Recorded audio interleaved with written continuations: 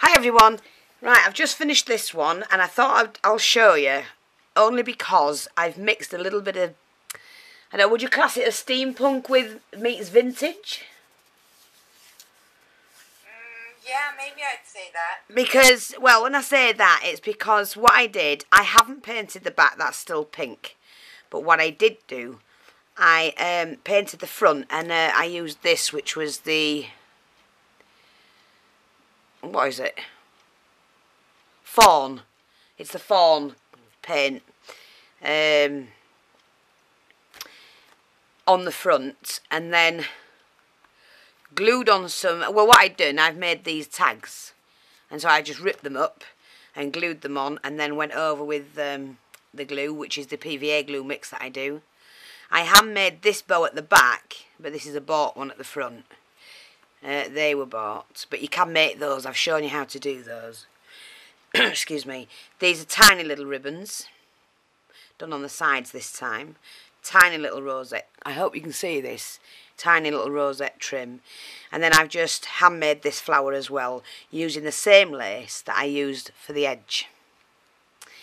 And what I've had to do, and I'm just showing you this because in the last video I did tell you about going round corners. I didn't gather this enough. This was flat lace and I gathered it as I went around, as you can see. And what lace it was is, I'll just show you. It's that lace, that new lace that I got in. And what I've had to do is I chopped it along here because it was too wide to make the flower for this. That's slightly too big, but just using the petal size there was just about right to gather and use for this frame. So what I ended up doing when I got round the corners, because I hadn't gathered it enough, was just to split here and here to make that flat. So, you know, I mean, I do it wrong sometimes. I do sometimes. But I like that, Chris. What do you think? I like it. I think it's different. It is different. It's just mixing and matching. And this is a picture that I used the other day when I added the net across the face. Because, you know, when I saw that picture, I wanted to put a net over her face like they used to wear. And, right. and I had some brown from Trisha. So I managed to do that. But I like that in creams.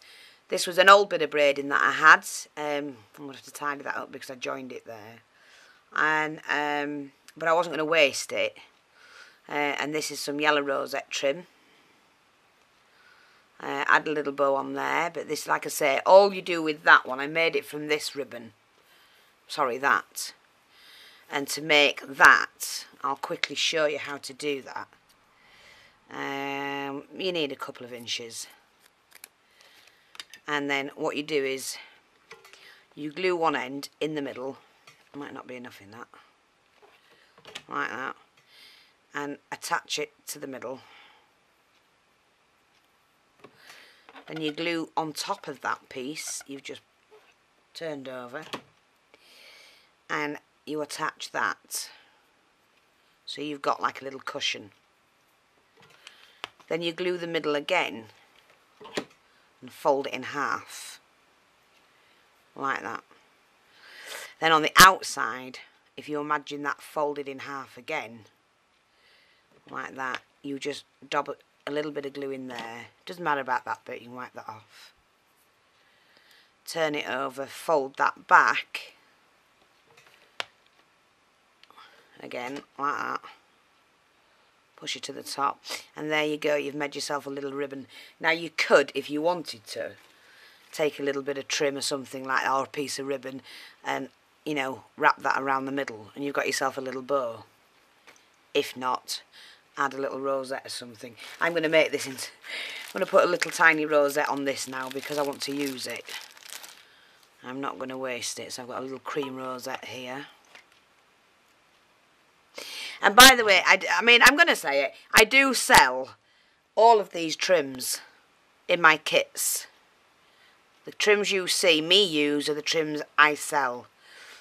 And you find them either on my Etsy, or if you're interested in a kit, whatever price you want, just let me know.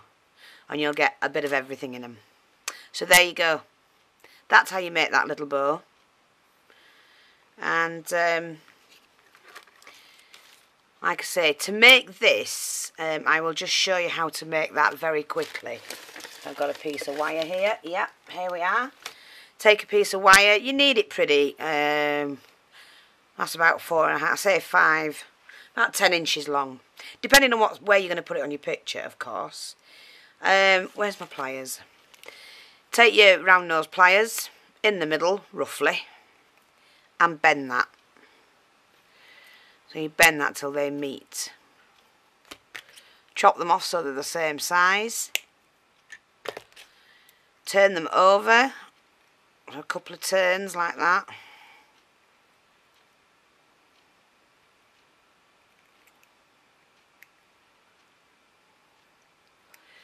Just so you've got them like that. I'll pull that down a little bit. Okay.